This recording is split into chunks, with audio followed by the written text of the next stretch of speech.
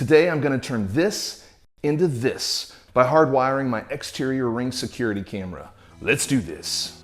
If you're like me, you installed your exterior security camera and knowing it only works when the power's running to it, decided to secure the light switch in the on position with duct tape.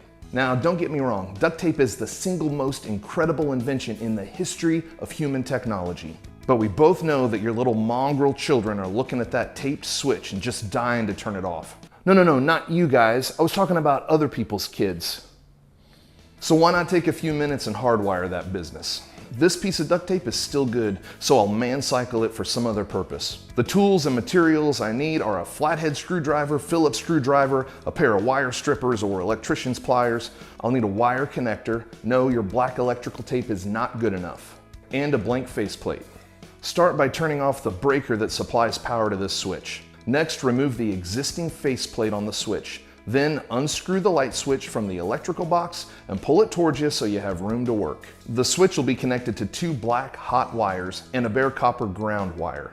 Disconnect the wires from the switch by removing them or cutting them if there's plenty of slack. Completely remove that bare copper ground wire that's attached to the switch. Now for those black wires. Ensure that the ends of the black wires are straight and strip additional insulation if needed on each. Be sure to use the right size connector for your wires and check out the package for the connectors to figure out exactly how much insulation you need to strip. Next, use a wire connector to attach the two black wires together. If you're using a twist-on connector, put the tips of both hot wires into the connector and start twisting. Twist and twist until it won't twist anymore. Then continue to twist so the black wires wrap around each other a few times to ensure they can't be pulled apart. Now push the wires back into the junction box and add your blank faceplate. The junction box I'm using had two switches in it, so I bought a combination switch and blank faceplate on Amazon and I'm good to go. Now flip your breaker back on and make sure that security camera is on and functional. That's it.